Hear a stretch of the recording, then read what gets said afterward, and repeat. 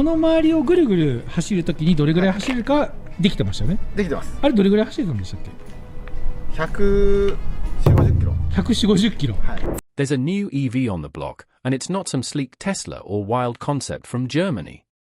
Nah, this thing looks like a vending machine on wheels. It's called the Maybot, and it costs just $7,000. Yeah, you heard that right. $7,000. And here's the kicker. It's already outselling Toyota's entire EV lineup in Japan. No joke. Toyota, the juggernaut, the crown jewel of Japanese automaking, just got sideswiped by a one-seater electric golf cart-looking thing. Now, I know what you're thinking. Come on, how serious can this be? But that's the exact question folks asked when Tesla rolled out the Roadster, and look what happened there. So, let's break down how this glorified electric stool is suddenly making the big dog sweat and why Toyota should probably stop laughing. Alright, let's talk about this Maybot. It's not even technically a car, at least not in the traditional sense. The company behind it, Kilogram Motors, is a scrappy little startup out of Hiroshima. The founder, Kazunori Kusuninoi, a former Mitsubishi engineer who looked at Japan's jam-packed cities and thought, yeah, what if we just built something that was barely a car? So, he made this. The Maybot is 2.49 m long, tops out at about 37 miles per hour, and gives you around 62 miles of range. It's got one seat, 3 pedals, and 4 wheels. And honestly, that's about it. But here's the wild part. At just under $7,000, it's hitting a price point that no other EV comes even close to touching. And Kusuninoi doesn't even call it a car. He calls it a *** mobility robot ***, like dude straight up sees it as the electric scooter of the future, but one you can sit inside. That branding might sound goofy, but it's working. People in Japan are seriously hyped. Now, Japan isn't new to the whole tiny car thing. They've been rocking K-cars for decades, those boxy little rides with yellow plates that squeeze through alleys like butter. But the Maybot, it's even smaller than that. Technically, it falls under a category called a ** moped minicar **, which means you don't need a full driver's license to operate it. But it also can't hit the main roads or highways. Sounds limiting, right? But in Japan's dense urban areas, that's not a deal breaker. People aren't hauling furniture. They're grabbing groceries, delivering sushi, or zipping to the train station.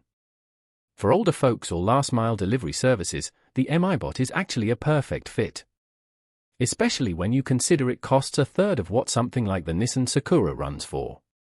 And let's not forget, parking in Tokyo is a nightmare. The smaller your ride, the fewer headaches you deal with. In that way, the Maybot is less of a compromise and more of a smart play. Here's where things really start to get spicy. This tiny EV, it already has 2,250 pre-orders locked in, and that's before the thing even hits the street. Kilogram Motors only plans to make about 3,300 of these by 2027, and over 2/3 are already spoken for. Not bad for something that looks like a printer with wheels. Now, here's the twist. Toyota, the biggest automaker in Japan, sold fewer EVs in their home country all of last year. Yeah, the entire year. A startup with zero mass production history is now outselling the Goliath of Japanese cars in the EV category. It's not just about numbers. It's about momentum. Japanese Twitter and TikTok are buzzing with videos of people squeezing into demo models and laughing in disbelief. People aren't buying it as a joke. They're buying it because it actually fits their lifestyle. Meanwhile, Toyota's still stuck talking about hydrogen and hybrid pipelines. Alright, so let's break it down. How in the world do you even make an electric vehicle for $7,000? Like, a new iPhone costs more than this thing. Well, first off, everything is stripped down. There's no fancy touchscreen, no automatic anything, and no real infotainment. The battery? Tiny. We're talking enough juice to get you through your city errands, about 100 kilometers of range, and that's it. But that's all you really need in a place like Osaka or Tokyo. They use off-the-shelf scooter motors, a lightweight polycarbonate shell, and barely any electronics. Most of the parts are locally sourced, which slashes shipping and import costs. And the production line? Lean as hell. No fancy factories, just good old-fashioned efficiency. Even so, Kilogram Motors admits they'll probably lose money on the first batch. But the goal is to break even or maybe turn a profit by batch 2. And if the hype train keeps rolling, they're aiming to hit 10,000 units a year. For a startup, that's bananas. Now look, not everyone sold on the Maybot. Scroll through the comments or hop into a car forum and you'll find folks saying things like, it's just a glorified golf cart. Or, that's not a car, it's a toy with doors. And sure, they're not completely wrong. It's limited to one seat, can't hit the expressways, and legally it's closer to a moped than a traditional EV. Plus, most of those pre-orders? They're coming from rental companies, delivery services, and local governments, not average car buyers. So, yeah, it's not replacing your family sedan anytime soon. But here's the kicker, it's not supposed to.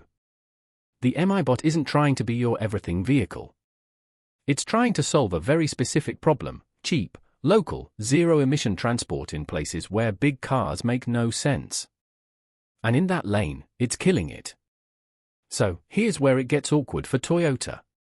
For years now, they've been dragging their feet on full battery electric vehicles. Instead, they've been all in on hybrids and even hydrogen. Chairman Akio Toyoda himself has been super vocal, talking about protecting jobs, keeping options open, and warning against going EV only. And behind the scenes, Toyota's been lobbying hard to slow down EV mandates both in Japan and globally. But while they've been busy playing defense, this little startup just ran right past them with a literal plastic box on wheels, and that stings. Thing is, the Maybot is exposing something Toyota didn't want to admit. There's real demand for ultra-cheap electric mobility in Japan. People want something that fits their daily life, not a $40,000 luxury EV. Toyota might have the tech, but they missed the moment, and the Maybot just lit the fire under their seat. Now, here's the part nobody's talking about, but they should be. This Maybot, it's not just staying in Japan. Kilogram Motors has already hinted that about 3,000 units will be exported to other countries where similar moped car laws exist. That means Europe, parts of Southeast Asia, maybe even South America. Basically, anywhere that's struggling with urban traffic, tight streets, or rising fuel costs. And get this, the global micro-EV market is expected to triple by 2034. That's not just a niche anymore. That's a movement. Cities like Paris and Amsterdam are already banning large vehicles from downtown zones. You don't think they'd jump at a tiny electric cube that takes up half a parking spot? The Maybot might seem like a joke at first glance, but when you zoom out, it could be the blueprint for a new kind of urban mobility. And if other companies catch on, this thing could start a domino effect. So, here we are. A $7,000 electric peanut just walked into the room and made Toyota flinch. That's not supposed to happen. But it did. Why? Because timing, price, and practicality all lined up, and Kilogram Motors of all companies was ready to strike. Now, no one's saying the Maybot is going to dethrone Toyota or flip the EV market overnight. But what it is doing is waking people up.